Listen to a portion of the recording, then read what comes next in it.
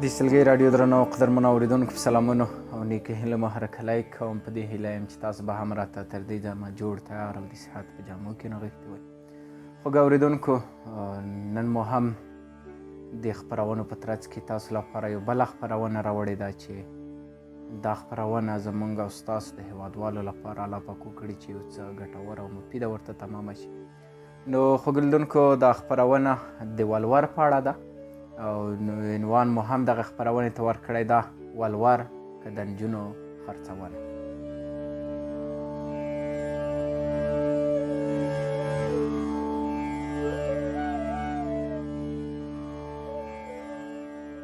په افغاني او تیره بیا پښتنه ټولنه کې ډېر داسې دودونه شتون لري چې د اسلام د سپېڅلي احکامو او ټولنیزو حقونو سره په ټکر کې راځي. له هغې ډلې یو ولور دی. ولور هغه ملا ماتونکی بار دی چې زموږ ډېر ځوانان یې په پردیو هیوادونو کې خواره واره کړي دي. په کلونو مسافري کوي او د خپلې ځوانۍ خوږې او له ډېرو تنکیو هیلو ډکې شېبې د بل بابا په چوپړ کې تېروي. د اوسني عصر جاهلیت په ډېرو افغانانو او بیا هم په زیاته کچه پر پښتنو باندې داسې اغېز کړی دی چې له نجونو او پیغلو څخه یې د خرڅلاو توکي جوړ کړي دي چې خرڅول او اخیستل کیږي، او له همدې امله د واده خوند هم لاړ شي، ځکه چې ځوانان یا زوم تر کلونو له قرض لاندې وي. دا چې ولې پلرونه لوړ ولور او مهر اخلي، نه یوازې د مقابل لوري بلکې د خپلو لوڼو راتلونکی ژوند ته هم پاملرنه نه کوي.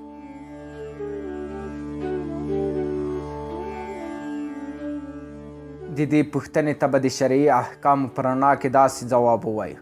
دا د الله جل جلاله خوښه ده چې د ژوند د دوام او پایښت لپاره یې نر او ښځه پیدا کړل او هر یوه کې داسې غریزه کېښوده چې یو او بل سره وتړي. اسلام دغه اړیکه تنظیم کړې، نو د واده قانون او اصول یې وټاکل او ټینګار یې وکړ چې زیاتو سړیو او ښځو ته د واده فرصتونه برابر شي تر څو له حلالو نه ګټه واخلي. خو دا هغه مهال امکان لري چې د واده په وړاندې خنډونه نه وي. تر ټولو ستر خنډ ولور او لوړ مهرونه دي.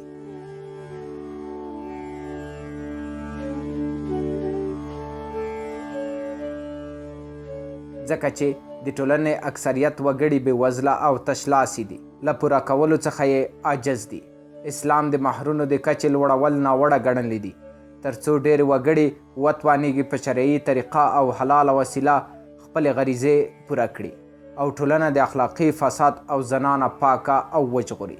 اسلام هغه واده ته مبارک ویلی دی چې مهر یې کم وي او ټیټ مهر یې د ښځې درنښت بللی دی. ټیټ مهر د ښځې د نصب او عزت په لوړوالي دلالت کوي. که څه هم په پښتني سیمو کې ډېر داسې ناخوالې شته چې په یادولو یې سړي ته له ځورېدو پرته بل څه نه لري. خو د دې ستونزې د حل لاره څه ده او څوک مسؤلیت لري چې د دغه ناروا عمل د مخنیوي لپاره د خلکو افکار مثبت لوري ته واړوي.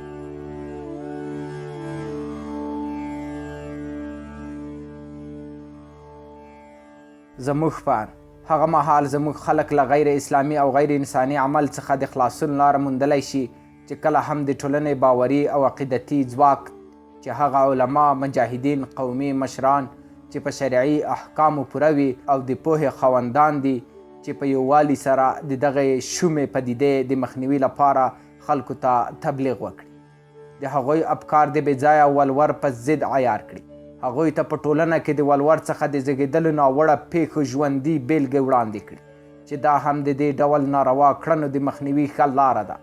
دا کار تر بل هر قوم څخه په پښتنو کې ډېر زیات ده.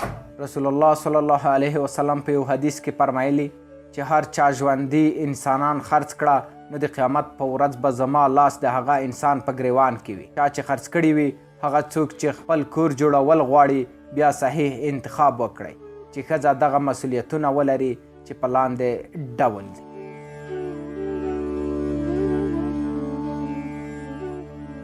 اول، ښځه باید دینداره وي. ښځه باید ښه ښکلې او د بدن صحت یې ښه وي، د ښه نسب واله وي، د اولاد راوړونکې ښځه، ښه ځوانه پیغله وي او هغه ښځه چې کورنۍ نسب د ځوان له نسب لرې وي. او همداسې ښځه هم حق لري چې ښه انتخاب وکړي چې په لاندې ډول دی.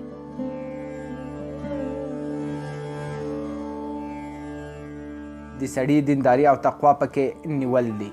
د ځوان اخلاق په نظر کې نیول، د شرف او عزت څښتن او غیرتي ځوان، د ځوان به ظالم او فاسق او شراب خوړونکی نه وي.